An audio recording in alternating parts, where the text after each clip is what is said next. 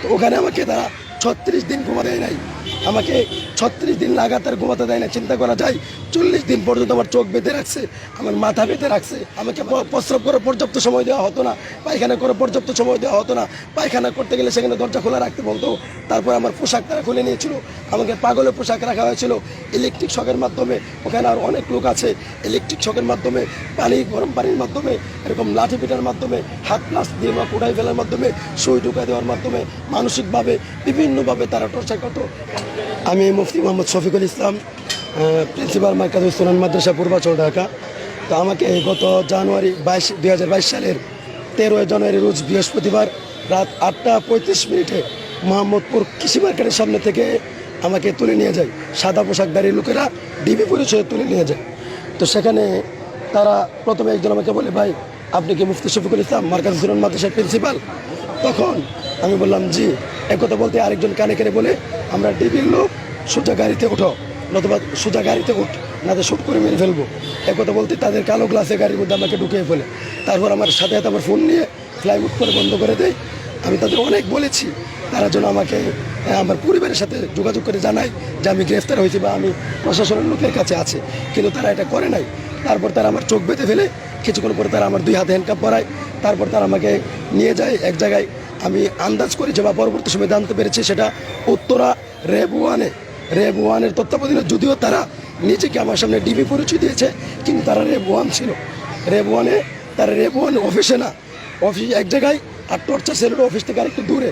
কারণ আমাকে জিজ্ঞাসাবাদ করা হয়তো টর্চার সেল থেকে, গাড়ি দিয়ে আইন না জিজ্ঞাসাবাদ করা হয়তো, টর্চার করা হয়তো। তো ওখানে আমাকে তারা 36 দিন ঘুমাতে দেয় নাই, আমাকে 36 দিন লাগাতার ঘুমাতে দেয় না। চিন্তা করা যায় 40 দিন পর্যন্ত আমার চোখ বেঁধে রাখছে, আমার মাথা বেঁধে রাখছে।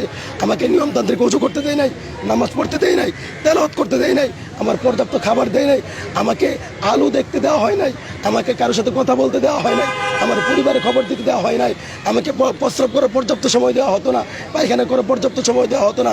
পায়খানা করতে গেলে সেখানে দরজা খোলা রাখতে বলতো। তারপর আমার পোশাক তারা খুলে নিয়েছিল, আমাকে পাগলের পোশাক রাখা হয়েছিল ইলেকট্রিক শকের মাধ্যমে। ওখানে আর অনেক লোক আছে, ইলেকট্রিক শকের মাধ্যমে, গরম পানির মাধ্যমে, এরকম লাঠি পিটার মাধ্যমে, হাত প্লাস দিয়ে বা কোড়াই ফেলার মাধ্যমে, সুই ঢুকা দেওয়ার মাধ্যমে, মানসিকভাবে বিভিন্নভাবে তারা টর্চার করতো। তারা বলতো আমাকে পাগল বানিয়ে ফেলবে। আমি শুধু কান্না করতাম, আল্লাহর কাছে দোয়া করতাম, আল্লাহ তুমি আমাকে সুস্থ রাখো, তারা জানি না আমাকে বাঁচায় রাখো। তারা আমাকে তিনবার ক্রস ফায়ার দেওয়ার জন্য নিয়ে গেছিলো, তারা 3বার তারা আমাকে হত্যা করার জন্য নিয়ে গেছে, আমাকে ক্রস ফায়ার দিয়ে মেরে ফেলবে। আমি তাদের হাতে পায়ে ধরে বলতাম আমার কী অপরাধ, আমি কী করেছি। তারা বলছে তোমরা রাষ্ট্রের বিরুদ্ধে ষড়যন্ত্র করো, সরকারের বিরুদ্ধে কথা বলো, সরকারের বিরুদ্ধে বক্তব্য দাও, সরকারের বিরুদ্ধে জুমার খুতবা দাও। আমি বললাম আমি তো ছোটো মানুষ, আমার তো এত পরিচিতি নাই, আমি এতটা ফেমাসও না, আমার কথা কার কি আসা যায়। আমি আপনাদের এমন কী ক্ষতি করে ফেললাম, আমি তো কারো কোনো ক্ষতি করে নাই। আমি আমার জীবনে কাউকে বকা দেয় নাই, গালি করে নাই, কারো সম্পদ নষ্ট করে নাই, দুর্নীতি করে নাই, মিথ্যাচার করে নাই, কাউকে আঘাত করে নাই, কাউকে হত্যা করে নাই, কোনো ধরনের অপরাধ কারোর সাথে করি না। তারপরেও তারা আমাকে এরকমভাবে নির্মমভাবে অত্যাচার করে 40 দিন আমার চোখ বেঁধে রেখেছে। তারপরে 40 দিন পরে তারা আমাকে আমার পোশাক পরতে দেয়। তারপরে তারা আমাকে এক জায়গায় নিয়ে গেছে, সেখান থেকে আমাকে নিয়ে গেছে মেরে ফেলবে। তারপর তারা এই গাড়ি চেঞ্জ করে অন্য গাড়িতে দিল। 40 দিন পর রাত 12টায় আমি চোখ খুলে দেখি নীলফামারী রেব 13 সিপিপি রেব 13তে আমাকে সেখানে নেওয়া হয়েছে। আমি বললাম আমাকে আপনাদের কাছে কে দিয়ে গেলো? তারা বললো আমরা জানি, আমরা বলতে পারবো না, অন্য জায়গা থেকে দেওয়া হয়েছে, যেখানে তোমাকে নেওয়া হয়েছিল সেখানে তোমাকে মেরে ফেলতে নেওয়া হয়েছিল, তুমি বেঁচে গেছো, আমাদের কাছে আসছো। তারপরে তারা আমাকে অনেক টর্চার নির্যাতন করার পরও নীলফামারী রেব 13 এরা আমাকে টর্চার নির্যাতন করার পরে আমি ব্যতীত আমার অসুস্থ হওয়া সত্ত্বেও তাদেরকে বলেছিলাম আমাকে চিকিৎসা করানোর জন্য। তারা আমাকে হসপিটাল নিয়ে গেছে, বলছে ডাক্তারের কাছে যাই বলবো তোমার কোনো অসুবিধা নাই। আমি ডাক্তারের কাছে বলতেছি যে আমার অসুস্থতার কথা, সেখানে ডাক্তার আমার কথা গ্রহণ করে নাই। তারাও ডাক্তারকে বলে দিচ্ছে যেন আমার কোনো অসুস্থতার রিপোর্ট তৈরি না হয়। ডাক্তার ভুয়া মিথ্যা রিপোর্ট তৈরি করেছে, আমি সুস্থ। তারপরে সেখান থেকে আমাকে ম্যাজিস্ট্রেট কোর্টে নিয়ে যাওয়া হয়, সেখানে আমাকে বই দেখানো হয় কোর্টে নেওয়ার আগে, যদি তুমি ম্যাজিস্ট্রেটের সামনে সব কিছু বলো এতদিন যা হয়েছে, তাহলে তোমাকে আমরা সেখান থেকে ম্যাজিস্ট্রেট তোমাকে নেবে না, আমরা আবার এনে তোমাকে গুম করব। আর যদি বলো আমরা যেভাবে বলি এইভাবে যদি বলো, তাহলে ম্যাজিস্ট্রেটের কাছে দিয়ে দিলে তোমাকে একটা মামলা দেওয়া হবে, তারপরে তুমি জামিনে বের হয়ে যেতে পারবা। আমি তাদের হাতে পায়ে ধরে বলছি স্যার যে কোনো মূল্যে হোক আমাকে বের হওয়ার ব্যবস্থা করুন অথবা ম্যাজিস্ট্রেটের কাছে দেন।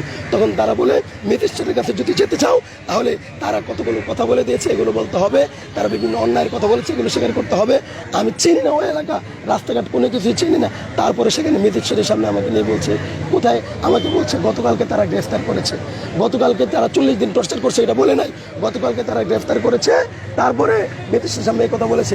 আমি ম্যাজিস্ট্রেট আমাকে জিজ্ঞেস করলো এখানে তুমি কোথায় আসছো না কেন? আমি বলছি স্যার আমি এখানে কোনো কিছু চিনি না।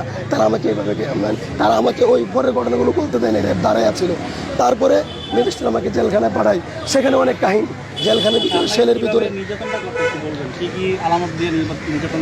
এখানে নির্যাতন করা হয়তো। প্রথমত কথা হলো লাঠিতে পিটানো হয়তো। আর আমাকে সবচেয়ে বেশি কষ্ট দেওয়া হয়েছে, আমাকে লাগাতার 36 দিন ঘুমাতে দেওয়া হয়নি, আমাকে দাঁড়িয়ে রাখা হয়েছে। একটা মানুষ এক লাগা 2 ঘন্টা 3 ঘন্টা 5 ঘন্টা দাঁড়িয়ে থাকলে তার অবস্থা খারাপ হয়ে যায়। 36 দিন আমাকে ঘুমাতে দেওয়া হয় না, আমার মেরুদণ্ড ফেটে যাওয়ার মতো অবস্থা হতো। আমার মাথাকে 40 দিন পর্যন্ত টাইট করে বাঁধা রাখা হয়েছে। আর এর জন্য আমার যে ব্যথা তৈরি হয়েছে এখন পর্যন্ত আমার সেই ব্যথা আছে। আমি 1.5 বছর জেল খাটার পরে বের হয়েছি, 1.5 বছর পরে আজকে পর্যন্ত সেই ব্যথা আমার অনুভূত হয়। আমার সারা শরীরে আমি অসুস্থ হয়তো তেমন অবস্থা হয়ে গেছে, নিস্তেজ হয়ে গেছে। আমি ভালোভাবে হাঁটতে পারি না, একতলা সিঁড়ি উঠতে পারি না।